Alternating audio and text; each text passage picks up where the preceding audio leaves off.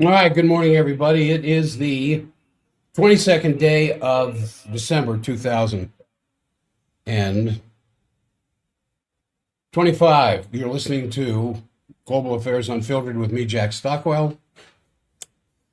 And but a whole bunch of things that I want to cover today, not the least of which is a letter from Santa.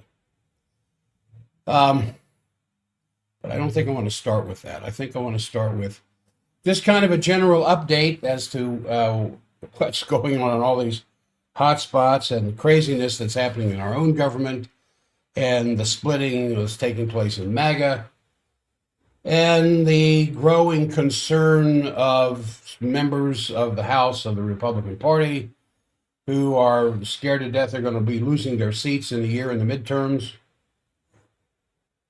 if a lot of this craziness continues.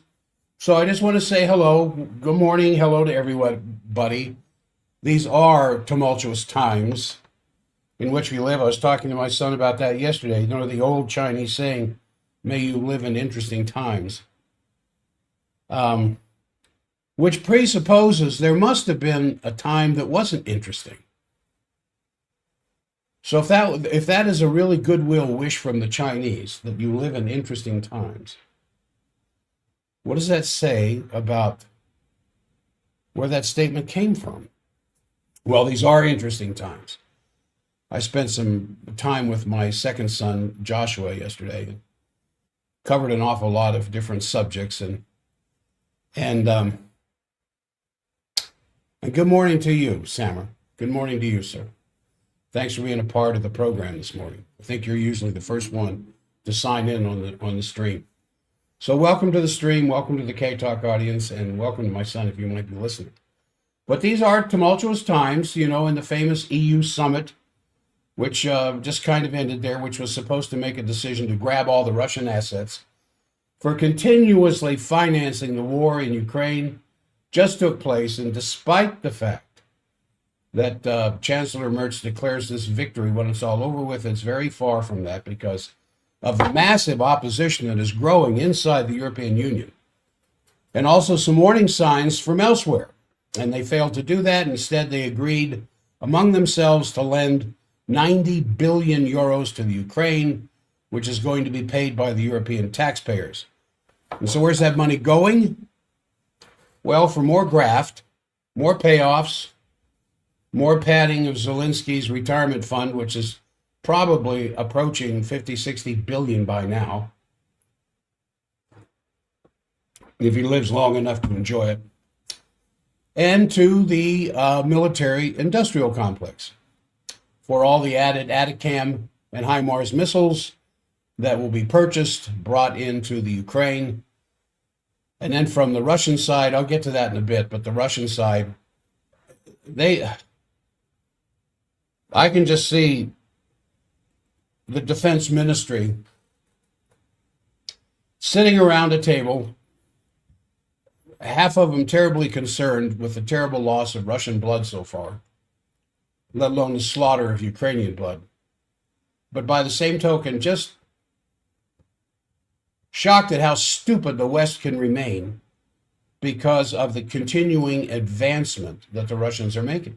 And this holdout by von der Leyen and company, and Rutte and company, and Starmer, and Merz, and Macron, to continue this nonsense, just makes it easier for Russia to grab more and more of the Ukrainian territory, to where they will, before too much longer, take Odessa, and then completely cut Ukraine off from the Black Sea. So they failed to do the grabbing of the Russian assets. So they get together and all right, we're going to raise 90 billion in euros. And so the opposition, though, of course, to this is Hungary, Slovakia, and the Czech Republic. But also the Austrian parliament voted strongly against it. And the Fitch rating agency warned Euroclear Bank that they would risk being downgraded if they go ahead and do this. And as a result, they could not get the vote together, and this is definitely a sign that if they go ahead and do it anyway, which MERS claims is still a background option, which I don't really think is the case. It could trigger not only massive Russian retaliation, but it would undermine the credibility of the European Union banking system in such a way that it would be one of the last final steps before the complete collapse of the European banking system, which you understand as well as I do, creates a black hole that will suck the American banking system into that pile of debris as well. And this was a very typical example of the kind of arm twisting policies that the EU has been implementing these days. And, coincidentally, or maybe not, along with it is the constant promotions by the Russian Defense Ministry of the continuing development of even more powerful weapons that have not shown their face yet. But the Russians say we have 3 more before the Berezovsky missile and the Oreshnik missile and the Poseidon unmanned submarine. We have 3 others. So just keep pushing the bear and see what happens. Well, he didn't say that, but that's kind of what was unsaid.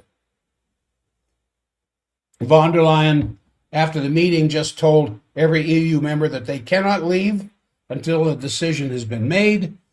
So it took altogether 16 hours and one night until 3 a.m. the other day until they reached this so-called agreement.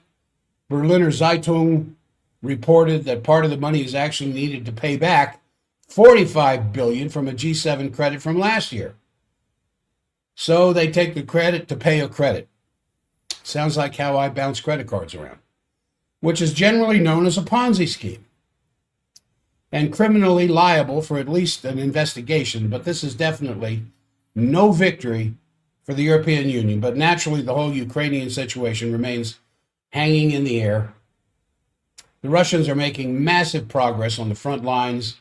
Zelensky is clearly betting on the Europeans to continuously prolong the war, despite the fact that all military experts agree that this is virtually an impossibility simply because of attrition, because of the lack of manpower, because there are no, or increasingly little, men to fight on the Ukrainian side. I was looking at the toll the other day of how many dead in the Ukrainians and how many dead of the Russians. And there's nearly 100,000 dead on the Ukrainian side that weren't Ukrainians. They were freedom fighters from around the world that came to fight for the freedom of the Ukraine against the bad, bad Russians. Now, regarding the famous line that this was an unprovoked war of aggression by Russia, something interesting happened as well. That is that Amanda Sloat, who was the special advisor to Biden and who had a position on the National Security Council, thought she was being called by 2 advisors of Zelensky, and in her discussion with them, she admitted that it was clear to her and clear to Biden before the war started that if Ukraine would have agreed to give up NATO membership in January of 2020, the war would never have happened. And it was also clear that if Ukraine would have accepted the peace deal negotiated in Istanbul in March, April 2022, the war would have ended then. The only problem was it turned out that the people calling her and taping the conversation were not advisors of Zelensky, but the famous Russian pranksters Vovan and Lexus, who had already tricked several other politicians into believing that they were talking to Zelensky.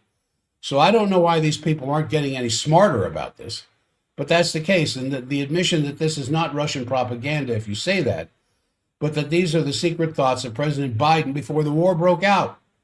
That's what they were after. And I think it's going to be very interesting, at least for historians down the line, if not for the present politicians, to sort their way through this because of what she admitted. Thinking that she was talking to Zelensky. If she thought she was talking to pranksters from Russia, well, she would never have admitted those things. And what's the net result of admitting these things? Just what we've always known. The West, through Biden, had every intention of bringing American war power into this ridiculous fray, thinking that somehow they were going to break the Russian back.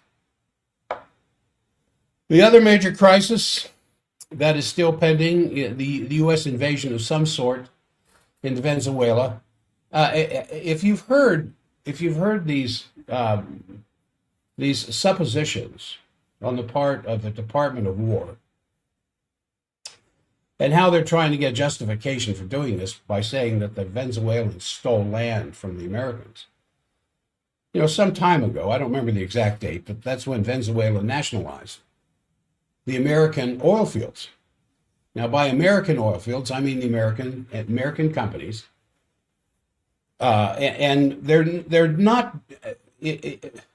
When you go through the investors, and when you see who the larger holders of the stock in these major petroleum development companies are, it's not just limited to America. I mean, this is hands across the water. And so when they talk about how American companies and other companies went in there to develop this massive oil field of rather clean oil, they felt like the property was theirs because that's what the leases said. I don't know how long the leases would last, but they went in there at their expense. They made a nice little profit off of it. And then, of course, it was nationalized by the Venezuelan government. And now the Americans are saying, that's our property. We want it back. We're going to come and take it. Now, on Wednesday of last week, Tucker Carlson had spread a lot of alarm. And I heard it. I heard it that morning, by saying that he thought that the national address that the president was going to give last Wednesday night at 9 p.m. would be the announcement of a U.S. invasion into Venezuela. And the whole world was on the edge of their seats, as I was, sitting there waiting out the president to say, okay, I have ordered our military to invade Venezuela, which I don't think he has the authority to do, mind you, but still, I was waiting to hear it. And what he only gave a 20-minute speech praising his accomplishments and those of the administration, blasting all problems which were the result of the Biden administration. But he did not mention, the alarm is not yet called off by any means. There is a massive opposition among MAGA base against any such invasion. And a lot of international pressures come down from Russia, from China, from Lula in Brazil, from President Sheinbaum in Mexico, that there was this big combination of warnings that this would open up a massive disaster in the Western Hemisphere. Now, I don't know if it's going to happen or not, but a full land invasion is very unlikely because the United States would need a lot more soldiers to do that than what they already have.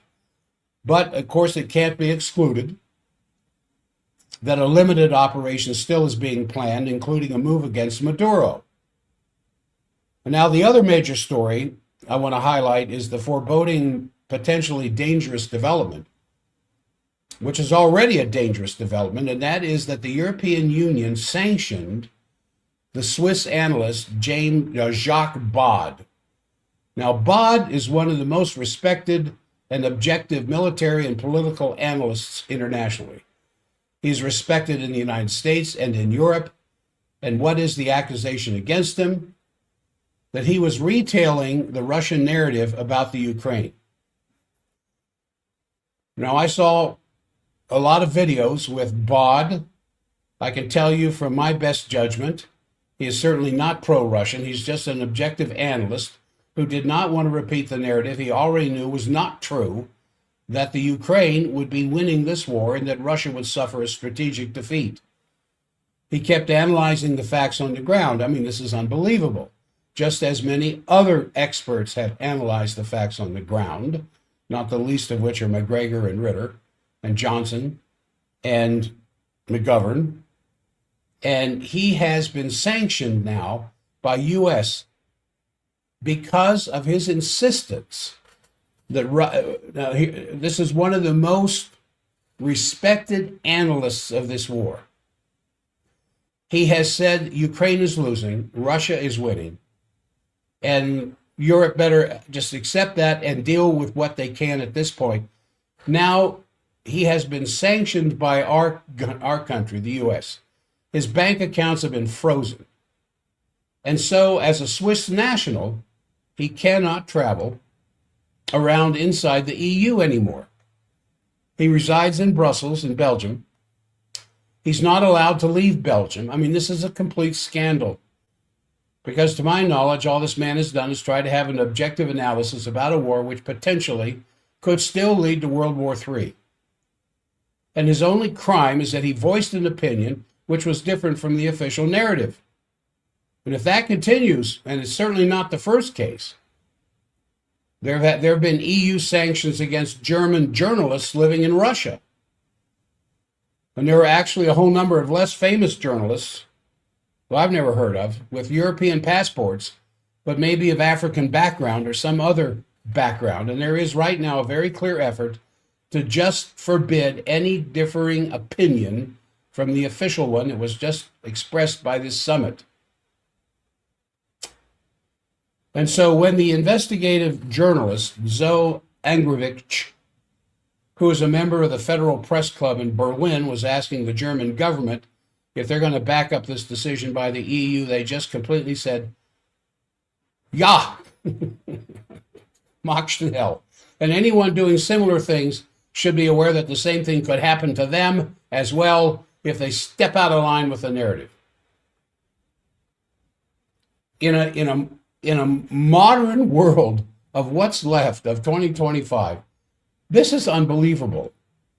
This is an expatriation of a European citizen. It is the muzzling of free speech, which goes against the EU Charter, the UN Charter, and against the German, whatever, Grundgesetz, something like that, and against the First Amendment of the United States Constitution. And it has to be regarded as a very grave danger development which should be taken up. If this is not changed, the next person the EU will sanction, I have no doubt, would be Pope Leo XIV, because he's condemned the war and has said that only peace is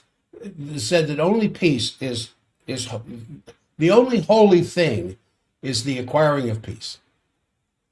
And if they put the Pope on the sanctions list, the whole world is going to hopefully wake up, if not before. And in my discussions with my son yesterday, we were talking about freedom of the press. And I said that there was a much greater freedom of speech and freedom of press in Israel than there is here. Because all three of the major news organs, the Haaretz, the Times of Israel, and Jerusalem Post, all condemn what's going on with the genocide. But you do that here, and you're seeing less of that here, because the people who are really vocal about this are immigrants from that part of the world, or college students who usually with the normal level of college zeal without knowledge, in some cases, really climb on the horse and march into battle with all the emotion that they can gender. And we sometimes dismiss it as college fervor and, college ignorance or something. But these people aren't that ignorant. They read. They see what's going on in Gaza. They understand that there is a genocide taking place, even though we have members of the president's cabinet who says there is no genocide. So, but to end with a slightly positive note with all of this is the fact that the head of the military committee of NATO, Admiral Cavo Dragoni, had called for a preemptive attack on Russia. And the fact that the NATO propaganda unit had put out this incredible PR video in which they claim that war is forever part of the nature of man, which I absolutely reject. I don't believe that war is at all a forever part of the nature of man. But it's being recognized as the propaganda that it is and not reality. And so the call is for replacing NATO with a new security and development architecture, which must take into account the interests, as I have said over and over again, every single country on this planet for it to work. And so I think there's still a lot of hope. I think there's still a lot of positivity that exists out there because more and more people are beginning to wake up to what is taking place. And I believe that even in the midst of a culture of fear and hatred, this growing culture of death that the West is pushing on the rest of us can be seen for what it is and put aside. Now, I think that America is now threatened to become a very chauvinistic place. Because President Trump has now put 39 countries on a list of people who can no longer be allowed to come into the United States. Or if they're already here, they face deportation by this ICE police with totally brutal methods. I even called my son in New York, recently married a year ago to a lovely, lovely lady from Spain. And she is here with a green card. They live in Manhattan. And I said, "Are you concerned for my daughter-in-law?" And he said, the discussions come up, but he said it doesn't, it hasn't reached that far. And I said, well, she has a green card. She has every right to be here. Did she follow all the exact procedures that are necessary? Because they had to use an attorney to speed up the process to get her green card. But even with all that said and done, they're thinking about living permanently in Spain. And so this is a topic of international discussion. It may not be too much going on right now. Before the World Cup. Yeah, right. Because the United States was always proud of calling itself the melting pot, being based on the complete integration of all cultures. Africans, Asians, Latin Americans, Europeans. I always thought of New York, for example, was a perfect example of 195 languages and people working together and actually enjoying the richness of the experience of other cultures as they all come together in this melting pot. But the period when that was different, like the time of the Second World War, when foreigners were put into camps and so forth, when the Japanese went into those internment camps here in Utah, part of the dark points in American history. But when you can begin to focus on the image of man as opposed to what is really going on, as I don't mean it that way. I mean when you focus on the events of what's taking place, rather than a lot of the currents that are behind it, and one of which is the image of man. The debate is, are we beasts? Are we good and evil trying to coexist? No. We are here to create. We are here to improve. We are here to dream and to take our dreams and put them into motion and in such a way with technology to improve the life of mankind. And there's always that little element that wants to control all the rest of them. And, there are things that only mankind can do. We can write beautiful music. We can write inspiring, beautiful poetry. We can discover principles about physics, which leads to technological improvements, which increases the living standards of people. All of these things only human beings can do. And once you go through a very deep education of yourself in the best minds of what has preceded us in all the cultures before us, you go back as far as Confucius, Plato, the music of Brahms, Bach, Brahms, and Beethoven, and the rest of them, and you take all the best minds first. And once you get this beautiful image of man, that was the guiding star of mankind to develop. And that kind of inoculates you against evil. And in my view and experience, it's a much stronger position from which to criticize what's wrong. Because once you have a clear idea of yourself and what the image of man is and what you're really fighting for, then everything else kind of falls into place. You know, throughout history, I was going to do something else, but I want to say this. Throughout history, sovereign nations prohibited uncontrolled migration and granted citizenship only rarely to foreigners. Now, I just read that in an editorial, and that is a flat-out lie.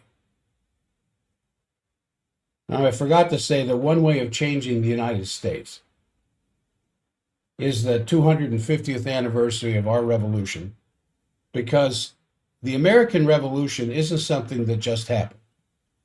The American Revolution wasn't something that just fell out of the sky. It was a project where many of the Europeans who were dissatisfied with the oligarchical, monarchical systems went out to conspire along with the founding fathers. And a lot of the best traditions of Europe went into the American Revolution, reaching back to Toscanelli. Remember him? He was the one who developed the maps for Columbus, which were then circulated by Nicholas of Cusa. So there was very rich prehistory to the American Revolution. When Columbus left Europe with his maps of the New World, those maps were already being spread all over Europe. And I think that given the fact that unfortunately the United States seemed to have turned into the very system against which the American Revolution was fought, namely the idea to run the world based on a unipolar conception of the special relationship between the United States and the British, but using the model of the British Empire as a blueprint. Part of what I want to do with my show is to maybe educate some people on what the real history of the United States is. Because when you look at Benjamin Franklin, he was one of the most talented and gifted geniuses of his day. And he based his entire moral, ethical teachings on the teachings of Confucius. And John Quincy Adams was a little bit later, but he was absolutely steeped in the deepest ideas of republicanism, which he put forth in his famous quote, that the purpose of the United States is not to go abroad to fight foreign monsters. And all of these things have simply been forgotten by modern day Americans. So there's going to be a lot of celebrations in the months ahead of us, leading up to July 4th. And all the hyphenated Americans should trace back the best contributions of their respective nations to the American Revolution and participate in this. We should also call on people in Asia and Europe and Latin America to help celebrate the American Revolution, because that was not only something belonging to the United States, but that the founding fathers felt, believed, thought of the United States as a beacon of hope and temple of liberty for the whole world. Therefore, the entire planet should be celebrating the American Revolution. And by having such a discussion in every country on the planet, I think it would offer feedback and perhaps remind Americans of what their own history is about. And they would reject this damned British influence that's taken over this country. As H.G. Wells very aptly discusses openly in his book in 1929, titled The Open Conspiracy, which discusses openly that when the British realized that they could no longer win back the American colonies militarily, they decided to subvert it and convince the American establishment to simply adopt the model of the British Empire, and in that way they would rule the world together. And once Americans would study that history, I think it would fall like leaves in a November wind from their eyes, which is a German idiom. But they would all of a sudden see more clearly what went wrong. Do you know what went wrong in the history of this country? Oh, come on, Jack. There's a lot of good. Yeah, there's a lot of good. Of course there's a lot of good. You still have a job. Interest is eating away at whatever equities you have. But you have a job. You can come and go as you want. I watched some football.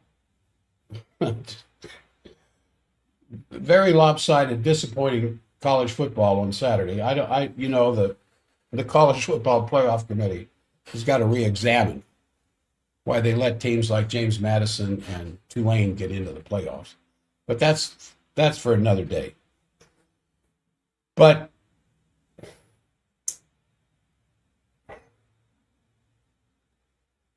I have been a history nut devotee since my 10th grade history class. I can't remember the man's name. I just remember loving that class so much. But at the time the 10th grade was over with, I wanted to be a history teacher. And so I think the people in Europe should be called upon to really study what went wrong here so they can better understand what went wrong there, and how only 80 years after the end of the Second World War, when our grandparents were pledging never again war, can it be that we're once again on the verge of World War III? So I'm not taking too much time off during the break between now and New Year's. There's just too much demand for what I do. But whatever free time I get,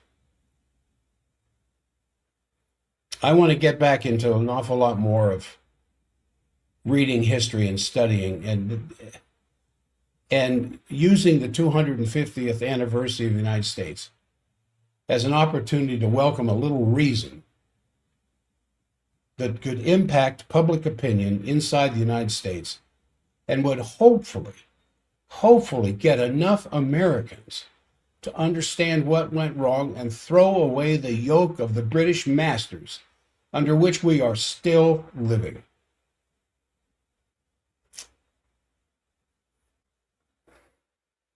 That's probably enough of that. What time we got? Oh, we're halfway through. All right. On a lighter note, I'm going to read to you. It's not that long. It's a letter from Santa Claus, which was apparently censored by virtually every organ of Western media. And as I read through it, you'll understand why Santa is now on the bad list of most Western media outlets. Dear children, I'm very sad to inform you that I will be unable to visit you this Christmas Eve.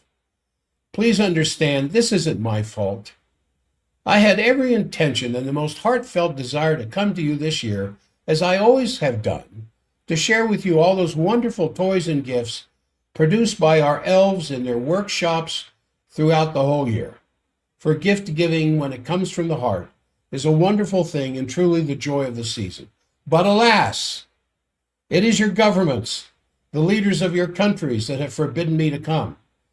They have alleged against me that my indiscriminate giving is sort of a crime against the West.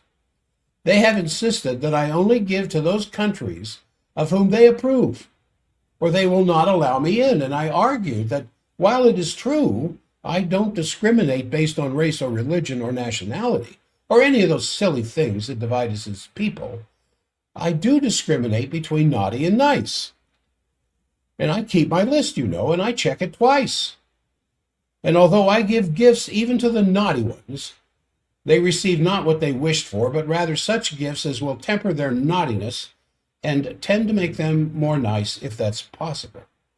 Well, in Europe, I was told that if I delivered my gifts to Russian children, I would not be allowed into any of their countries, with the exception of Hungary and Slovakia. And I said, but why should I not bring gifts to the Russian children? They're as surely as deserving as the children of Europe. And they said that would make me a friend of Putin. To which I responded that, well, indeed, I could not deny being Putin's friend, but I was no more or less a friend of Putin than anyone else, for I love them all equally. This, they said, could not be, and that I must choose one or the other. And I told them it was impossible for me to make such a choice because I love all mankind. Then they threatened me that if I were caught in any of their countries, I'd be arrested and thrown into prison on suspicion of terrorism, and that my sleigh and the reindeer would be confiscated as a Russian asset. Well, in the Ukraine, they even threatened to shoot me as a Russian spy and use my sleigh and reindeer to haul ammunition.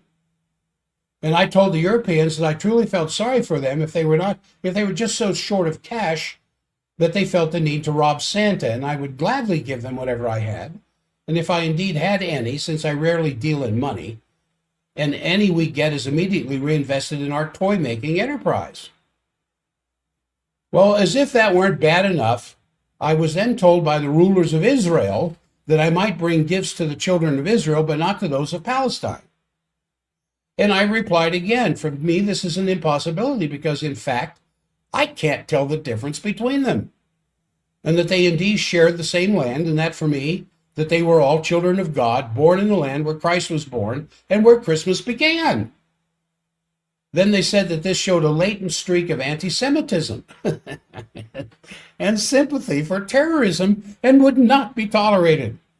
They threatened that if I dared to fly over their airspace, my sleigh would be shot down and that my beloved reindeer would be slaughtered and fed to the settlers. I replied that if the settlers were in need of food, I'd be happy to supply them from my own larder. After all, Mrs. Claus is an excellent cook, and the elves aren't too bad either, but I would never submit to allow my friends to be so mistreated. Well, unfortunately, I did not fare any better in the United States. I was told that if I wished to trade with the U.S., I could not trade with China or Iran or any of the BRICS countries, or any other nation that the U.S. is opposed to. I explained that I was not interested in trade, but only in giving gifts to little children, and that my gifts were given freely and I expected nothing in return. They responded that this sort of giving, along with my red suit, smacked of communism or socialism and was antithetical to the notions of free trade and democracy as practiced in the United States. I said that as for my red suit, I had started my mission long before communism was invented, and if anything, that they had gotten the idea from me, not the other way around. And as for the color, Christmas is a festive and happy occasion which should be celebrated with bright colors, which incidentally helps me with the invisibility of dark, foggy nights. And it also helps make me easily recognizable since I have been wearing it for ages. I explained further that such gift-giving originated with the gifts of the three wise men to the Christ child, and that the ultimate gift was that given by God to man in the form of the baby Jesus, and as the image of him reflected in our own souls, that this gift could never be repaid, and that God, as the Creator, is unable to receive gifts from us because he already possesses everything. So it's for this reason that we give to each other, and most especially to little children who are unable to give on their own accord, but only can receive. And that further, these little ones, like the Christ child, are a reflection of the future to which we in the present must give everything, since we can never repay what those generations past gave to us any more than we can repay God himself. So I had thought this to be a pretty good explanation of Christian principles, but the American authorities told me that this is only confirming their suspicions that I was probably an agent of the Communist Chinese Party, expounding some sort of Marxist dogma, and that if I entered their territory, I would be arrested as an illegal alien and deported back to the North Pole as quickly as possible, but my sleigh would be confiscated and my reindeer put in a zoo. I said this seemed to me to be a gross violation of their own notions of private property, but then they really do seem to make up these rules as they go along with no regard to actual principles of law. So it appears that those very qualities of love and generosity that had once made me so popular and beloved in the West are now completely out of sorts with the current crop of leaders there. I truly wonder if these folks celebrate Christmas at all. Their hearts are colder than the North Pole. Oh, if only I could find the perfect gift to melt their icy hearts, as I once did with the winter warlock. Remember when he threatened my life and I gave him a gift that melted his heart of ice? And what was it? If I remember right, it was just a choo-choo train. Well, that's probably just what they need. I've heard that the trains in the West aren't working so well these days, but for such gifts to have any effect, they have to find a receptive heart. With all this unfortunately coming down to us, it is that I will not be with you this Christmas Eve, at least not in the flesh. But I will be there with you in spirit. After all, a fellow like me can only exist in the hearts and minds of people of goodwill, who share that universal love of mankind and commitment to a bright and happy future for all generations. And with that thought, I heartily wish you all a very Merry Christmas. Yes. That's why poor Santa would be arrested on sight in any of these countries, including our own. So, you parents, you're going to have to do the best you can for your kids this year. Because apparently, Santa might not be available. All right, I got some more that I want to share with you. I wanted to mention measles. And then I think the word I heard this morning on the news was this super flu. There is a super flu. You know why we have a super flu? Because you haven't been getting your flu vaccines. And these flu vaccines are backing up in the storehouses. And so because you haven't gotten your flu vaccine, we now have a super flu. And you better hurry up and get that vaccine. Or who knows what kind of hell will break loose on this planet if you don't. Now, the measles outbreak in South Carolina is still spreading, as it does every winter. But as of December 18th, the U.S. reported over just short of 2,000 confirmed measles cases, the highest count since before the disease was declared eliminated in 2000. Because anybody who understands the nature of these diseases, they come and they go, and they come and they go. And from my perspective, I might want to use a different word than disease. I might save that for Wednesday's program. But I just wanted to mention that in South Carolina, there are 138 confirmed cases since September, mostly school children. And according to the U.S., the CDC, there are 168 people in quarantine. That's what you do with measles. If your kids get measles, my goodness, you bring them to their bedroom, feed them chicken soup, plenty of water, Pat their foreheads when they get a little bit of a fever, but don't stop it. When they get a little bit of a fever, pat their foreheads with a cool washcloth or something. And then watch some TV with them, watch some movies with them, because their immune systems are being turned on to a higher level than they have before. And their immune systems are learning. It's like a conscription draft has been called by the brain for the immune system of the body. You will show up at basic camp, basic training. And over the next few days, the T cells, the B cells, the dendritic cells, just all the white blood cells, everything going through training to deal with this viral messenger that showed up in the body with the sound of reveille. It's time to embolden and strengthen the immune system. And then you get this, when the disease has been conquered, essentially, you get the rash. The rash doesn't show up until the body has pretty well conquered the problem. Then the rash shows up as a part of the detoxification, and then you are immune for life with measles. Yes, there's some fever. Yes, there's some vomiting. And so far as I've heard, there have been 2 deaths from measles. I would like to know if those deaths involve children with comorbidities, if they were very sick children to begin with. Can measles kill? Very rarely. Now, in South Carolina, I said there's 138 confirmed cases, 168 on quarantine. Nearly all the confirmed cases are unvaccinated people centered in Spartanburg County in the northwestern part of South Carolina. Now, whether that's true or not, you have to trust the state epidemiologist about it. Dr. Linda Bell, state epidemiologist for South Carolina, said, as we identify new cases, if those cases have susceptible contacts, then there's a new 21-day quarantine period.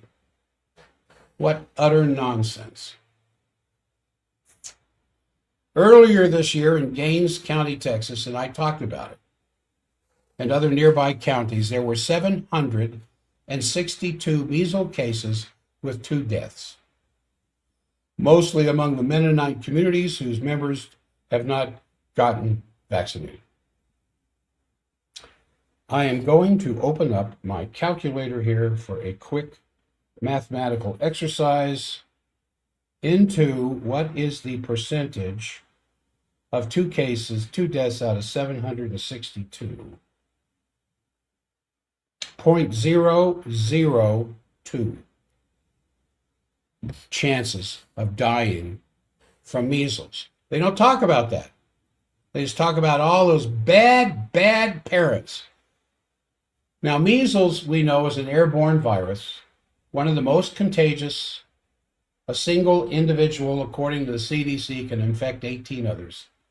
And the danger is that measles, though limited in numbers at the moment, is growing and could be entrenched in the sense of becoming endemic in certain communities. Now, endemic is different than epidemic. Epidemic is different than pandemic. They tried to convince us 5 years ago that COVID-19 was pandemic.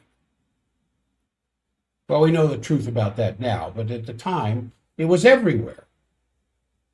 Epidemic is when something breaks out over a certain area until it's gone.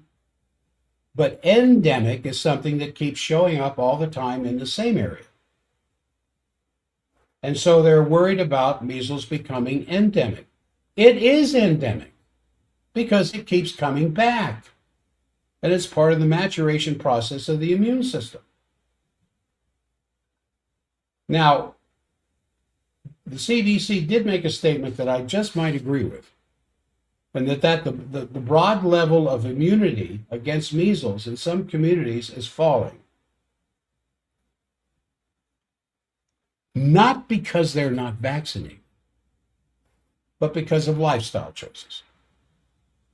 when you consider the epidemic of obesity, when you consider the epidemic, epidemic is not the right word to use, but the mass consciousness in this country that allows for such horrible food choices that we make on a regular basis, that we are all constantly being immunocompromised, which I think is a big influence behind the rapid rate of increase of autoimmunity that's taking place in this country. But that's for another show. Now, the broad level of immunity in some communities is dropping, but the rate of measles vaccination has dropped as the anti-vaxxer movement, and I don't like that word, made up by Robert Kennedy Jr. and the Libertarian parties, 2 doses of the MMR, according to the CDC, is highly effective for preventing measles. But you know, we don't have any long-term studies on that. That's just all supposition. It's all BS. I think BS is a very pleasant way of describing that. So, there was one more thing that just popped up in the news that I think I might have time to get into. What do we have here? About 8 minutes. And that is this thing in Fulton County, Georgia. Fulton County said this the other day. We don't dispute that 315,000 votes lacked poll workers' signatures were counted anyway in 2020. Now, you know, in Fulton County, Georgia, according to their laws, and election laws are pretty well left up to the states. All the Constitution says you're going to have elections, but leaves it up to the states to determine how they're going to do it. In Fulton County, it requires 3 workers' signatures to verify that the ballots that they're looking at are worthy of being counted. And they counted anyway 315,000 votes. Guess who those votes were for?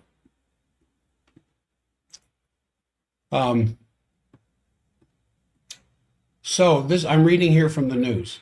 When the law demands 3 signatures on tabulator tapes and the county fails to follow the rules, those 315,000 votes are by definition uncertified.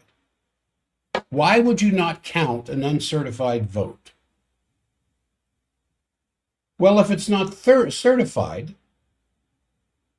who knows where it came from? Dead people?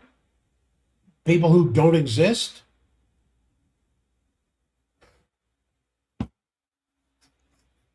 It's interesting how many things in this country requires government ID. You can't get on a plane and fly without it. You can't do banking services without it. In many cases, you can't get to the interior of federal buildings without it. You can't open up a bank account without it, but you can vote without it. Now, earlier this month, Fulton County admitted that approximately 315,000 early votes from the 2020 election were illegally certified, but nonetheless were included in the final results of the election. So this admission just showed up on the 9th of this month before the Georgia State Election Board, stemming from a challenge by David Cross, a local election integrity activist. David Cross filed a challenge with the State Election Board in March of 2022. He alleged that Fulton County violated Georgia statute in the handling of advanced voting ahead of the November 2020 election, counting hundreds of thousands of votes, even though polling workers failed to sign off on the vote tabulation tapes, critical to the certification process. Now, these people who are the election workers who sign off on this stuff, operate under oath, under penalty of prosecution if they don't follow the law exactly the way it's laid out. And so when you have 315,000 of early votes, what do you suppose is an early vote? Well, here in the state of Utah, you can vote early. What happens to your early vote? Well, I don't know exactly county by county in the state of Utah, but in some places they are held until the day of the election and then counted. Early voting is just to make it more convenient for the citizen. How did you get that early voting thing? Well, if you have a record of voting in this state, you're going to be mailed an election ballot ahead of the voting anyway. But they know who you are. You're on your voting polls, voting records, and you have, at one time or another, had to use government ID to get there, to be on that list. And now, interestingly enough, Fulton County has come out and admitted it. Yeah, well, so Ann Brumbaugh, attorney for the Fulton County Board of Registration and Elections, told the state election board in the hearing that while she had not seen the tapes herself, she said the county does not dispute the tapes were not signed. It was a violation of the rule since 2020 again, we have new leadership and a new building and a new board and a new standard operating procedures. And since the training has been enhanced, we won't dispute the allegation from the 2020 election. What does that do to the overall electoral votes of Georgia in 2020? So Georgia's Secretary of State investigated this alleged failure to sign the tabulation tapes and said this, because this is the Secretary of State is where the voting integrity comes from. Secretary of State said this: according to a 2024 investigation summary, Fulton County violated official election record document processes when it was discovered that 36 out of 37 advanced voting precincts in Fulton County, Georgia, failed to sign the tabulation tapes as required by statute. Why would the poll workers refuse to sign it? Because they forgot? They got tied up with something else? Or they knew they were illegal? They knew they were fake and fraudulent, and they weren't about to put their name on it. But because of the Democratic Party control of Georgia at the time, they ended up getting counted anyway. Georgia law requires that election officials each have a ballot scanner print 3 closing tapes at the end of each voting day. Poll workers sign these tapes or include a documented reason for refusing. Voting laws require poll workers to begin each day of voting by printing and signing a 0 tape, showing that the voting machines are starting at 0 votes. There was no record of this. There's no record that the tabulation was at 0 when the counting took place. I'll leave the rest of that up to your imagination. What about other states? Is Georgia the only one? All right, I think that's going to do it for this morning. I'll pick up some of these themes tomorrow. I'm going to stop the recording at K-Talk right there. And then here, I guess I'm going to just turn on what was playing before. So that the K-Talk broadcast can continue. Keep your wits about you. Those on the stream, thank you for being a part of the program today. And like and subscribe. It helps our algorithm, that's for darn sure. And our health show just continues to increase in subscriptions. I'll see you.